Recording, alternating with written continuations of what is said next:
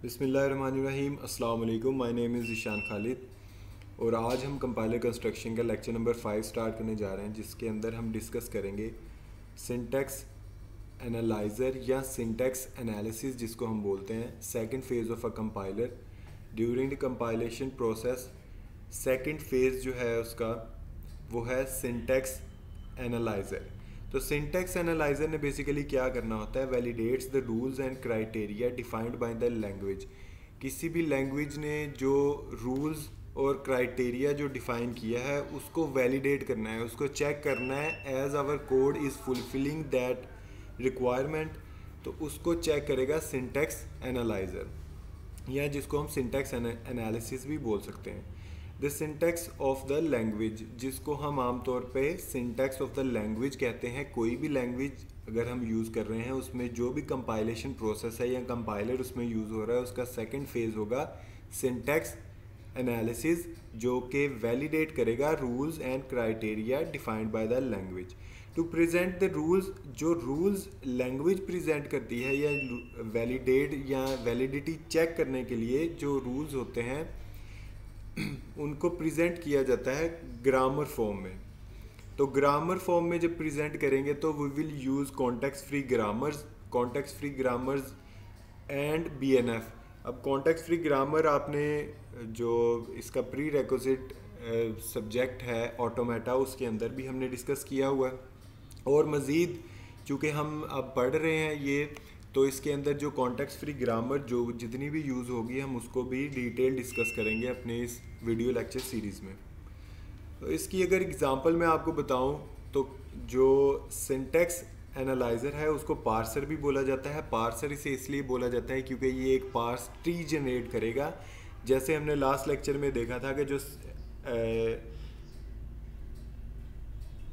Lexical analyser था वो क्या करता था कि इनपुट लेता था सोर्स प्रोग्राम की और आउटपुट उसकी थी टोकन्स जनरेट करना उस सोर्स प्रोग्राम से। तो इसी तरीके से टोकन्स जो होंगे उसके वो एज एन इनपुट यूज़ होंगे पार्सर के पास या सिंटैक्स एनालाइज़र के पास, और फिर ये जो चीज़ आउटपुट के तौर पे हमें देगा वो होगी एब्स्ट्रैक्ट सिंटैक्स ट्री।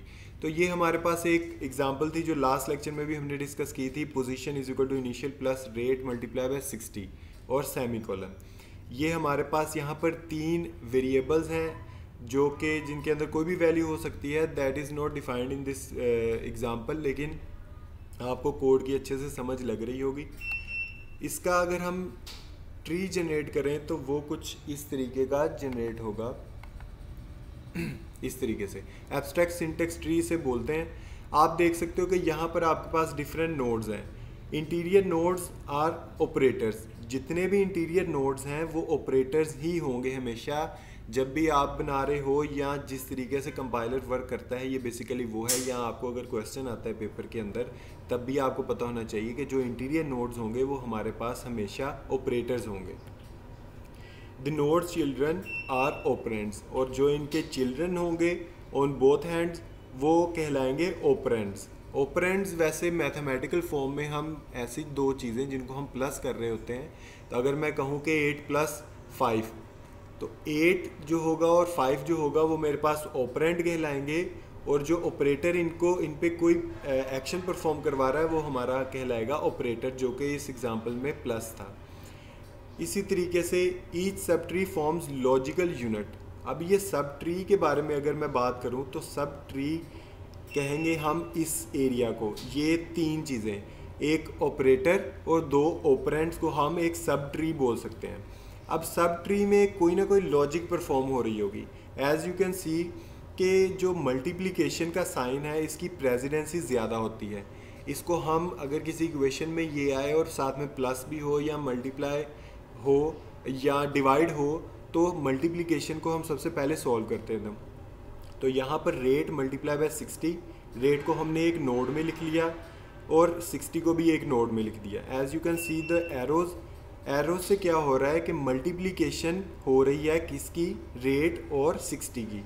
इसका जो भी आंसर आएगा सपोज करो कि वो इस नोड के अंदर स्टोर हो जाता है। जब इस नोड के अंदर स्टोर हो जाता है, सपोज करो यहाँ पर रेट में कोई वैल्यू थी 2 मल्टीप्लाई बाय 60 वी हैव 120। तो 120 क्या होगा, मल्टीप्लिकेशन वाले इस नोड के अंदर 120 सेव हो गया। फिर उसके बाद प्लस कर रहे हैं हम 120 को किसके साथ, इनिशियल के साथ। तो दोनों साइडों पे किसी भी सब ट्री के अंदर दो साइड पे ऑपरेंड्स होंगे जिनको हमने जिन पे कोई एक्शन परफॉर्म करवाना है, और दरमियान में हमारे पास ऑपरेटर होगा। यहाँ पे इनिशियल की सपोज करो वैल्यू 1 थी, और यहाँ पर हमारे पास ये हम सपोज कर रहे हैं इनिशियल की कोई ये वेरिएबल है, इसके अंदर कोई भी वैल्यू आ सकती है। तो इसके अंदर हमने सपोज कर लिया कि 1 इसके अंदर वैल्यू थी कोई भी इनिशियल की, और यहाँ पर हमारे पास 120 था। तो 120 प्लस 1 कितना हो गया, 121। तो ये जो आंसर होगा वो स्टोर हो जाएगा इस नोड के अंदर। तो ये सिर्फ समझाने के लिए कि किस तरीके से ये पार्स ट्री जो है वो वर्क करता है। तो इसी तरीके से यहाँ पर हमारे पास 121 आ गया, और इसको इज इक्वल टू कर देंगे, हम बराबर कर देंगे। अब प्लस का चूँकि काम था, इसने ऑपरेंड्स को प्लस कर देना था, लेकिन इज इक्वल टू या ये असाइनमेंट ऑपरेटर है बेसिकली। यहाँ पे जब भी प्रोग्राम के अंदर इज इक्वल टू अकेला लिखा जाता है तो वो असाइनमेंट ऑपरेटर होता है। तो यहाँ पर जितना भी आंसर आया है उसको असाइन कर दिया गया है टू पोजीशन को वो वैल्यू असाइन कर दी गई है। तो इस तरीके से हम एब्स्ट्रैक्ट सिंटैक्स ट्री को जनरेट कर सकते हैं। किसी भी कोड को, किसी भी लाइन ऑफ कोड का हम एब्स्ट्रैक्ट सिंटैक्स ट्री जनरेट कर सकते हैं। तो यहाँ पर भी जो कोई भी सब ट्री है वो कोई ना कोई लॉजिक यूनिट होगा, कोई ना कोई लॉजिक उसमें परफॉर्म हो रही होगी। तो यहाँ पर यही बताया गया है कि जो मल्टीप्लिकेशन है उसको पहले इसलिए सॉल्व किया गया है क्योंकि इसकी प्रेसिडेंसी ज़्यादा है एज़ कम्पेयर टू प्लस से। तो पार्सर क्या करता है, groups tokens into grammatical phrases जो होते हैं, ग्रामेटिकल फ्रेजेस जो जितने भी हम यूज़ करते हैं अपनी प्रोग्रामिंग लैंग्वेज के अंदर, उनको ग्रुप करता है। किन चीज़ों को ग्रुप करता है, टोकन्स के जो ग्रुप्स होते हैं, जो टोकन्स के group as an input syntax analyser को आते हैं। सिंटैक्स एनालाइज़र को जो इनपुट आती है उनको क्या करता है, ग्रुप कर देता है into grammatical phrases, discovering the underlying structure of the source program, के सोर्स प्रोग्राम की जो अंडरलाइंग स्ट्रक्चर है उसको समझने के लिए। अब यहाँ पर हमारे पास एग्जांपल है कि सिंटैक्स फाइंड सिंटैक्स एरर, और इसके अलावा इसने क्या करना है, सिंटैक्स एरर को फाइंड करना है with an example. In Java the source code position is equal to multiplication का साइन है यहाँ पर, और फिर 5 है और सेमीकोलन है, correspond to the sequence of tokens. अगर इसके सीक्वेंस ऑफ टोकन्स हम बनाए तो वो किस तरीके से बनेंगे, एज वी नो कि वेरिएबल कोई भी हम यूज़ करेंगे अगर अपने कोड के अंदर, तो उसका अगर टोकन जनरेट होगा तो वो आइडेंटिफायर होगा, और उसके लिए हम यूज़ करते हैं आईडी, और ये एंगल ब्रैकेट्स के अंदर इस तरीके से हम लिख देते हैं। पोजीशन का टोकन बना आईडी, असाइनमेंट ऑपरेटर का इस तरीके से टोकन बनेगा, टाइम्स चूँकि मल्टीप्लिकेशन है तो यहाँ पर टाइम्स का एक टोकन बन गया। फिर उसके बाद है 5 चूँकि हमारे पास एक इंटीजर है तो इंटीजर का इंट लिटरल टोकन बन गया, और उसके बाद सेमीकोलन का इस तरीके से टोकन बन गया। अब ये पहला फेज़ जो हमने लेक्सिकल एनालाइजर पढ़ा था उसके अंदर ये काम होगा। तो ये एज एन इनपुट जाएगा किसके पास, पार्सर के पास या सिंटैक्स एनालाइजर के पास।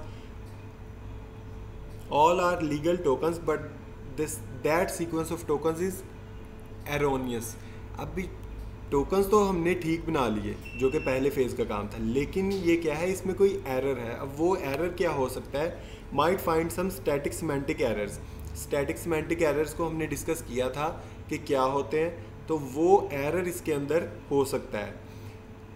इसकी एग्जांपल है a use of an undeclared variable. हो सकता है कि इसके अंदर कोई ऐसा वेरिएबल यूज़ किया गया हो जो कि अनडिक्लेयर्ड हो, या उसको मल्टीपली डिक्लेयर्ड किया गया हो और जगह पर भी।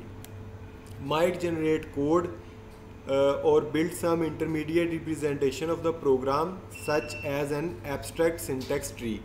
ये हो सकता है अगर उसके अंदर कोड बिल्कुल ठीक है, कोई स्टैटिक सिमेंटिक एरर नहीं है। अगर स्टैटिक सिमेंटिक एरर होगा तो वो पार्सर के अंदर ही उसको एनकाउंटर करेगा, या उसका कोई एरर जनरेट करके एरर हैंडलर को उसका मैसेज सेंड कर देगा, जो हमारी स्क्रीन पे हम देख सकते हैं। जब भी कोई एरर, हम कोई ग्रामेटिकल मिस्टेक करते हैं, सिंटैक्टिकली मिस्टेक करते हैं, तो उसका एरर हमें शो हो जाता है आफ्टर कंपाइलेशन। जब प्रोग्राम को पूरा कंपाइलर जो है वो रीड कर लेता है प्रोग्राम को एक दफ़ा। तो क्या करता है कि कोड भी ये जनरेट कर सकता है या कोई इंटरमीडिएट रिप्रेजेंटेशन जनरेट कर सकता है, जो कि हमने पिछली स्लाइड में ये भी देखी है, जो कि पार्स ट्री की शक्ल में हमें जो इनपुट की जो उसका प्रोसेस है उसको परफॉर्म करने के बाद वो पार्स ट्री को जनरेट कर देगा। The syntax of the most programming languages is specified using context free grammars. अब जितने भी सिंटैक्स होते हैं प्रोग्रामिंग लैंग्वेजेस के, उन्हें स्पेसिफाई किया जाता है कॉन्टेक्स्ट फ्री ग्रामर से। तो कॉन्टेक्स्ट फ्री ग्रामर क्या है? Basically syntax is specified with the grammar, और इसके अंदर यूज़ होते हैं G is equal to SNTP। यहाँ पर G जो है वो ग्रामर को शो कर रहा है और S is the starting symbol. जब भी कोई चीज़ कहीं से स्टार्ट हो रही है तो उसके लिए हम यूज़ करेंगे स्टार्टिंग सिंबल्स S, और उसके बाद N है जो कि कहलाता है non terminal symbol. Non terminal हमारे पास वो ऑपरेंड होगा, जैसे हमने लास्ट में भी अभी देखा है, ऑपरेंड वो चीज़ कहलाती है जो कि नॉन टर्मिनल ही बेसिकली वो होता है। टर्मिनल हमारे पास हमेशा वो चीज़ जो नॉन टर्मिनल होगा वो ऑपरेटर होगा, क्योंकि ऑपरेटर दरमियान में होता है। यहाँ पर आप देख सकते हो, यहाँ पर हमारे पास ऑपरेटर है, ये दरमियान में है, इसके आगे चाइल्ड है। यहाँ पर भी अगर ऑपरेटर की बात करेंगे तो यहाँ पर भी ये दरमियान में है और यहाँ पर इसके मज़ीद और चाइल्ड हैं, तो ये टर्मिनल नहीं है। जो टर्मिनल चीज़ होती है वो मतलब जो चीज़ आगे कंटिन्यू नहीं हो रही, वहाँ पर टर्मिनेट है, वहाँ पर ख़त्म हो रही है, इसको हम बोलते हैं टर्मिनल।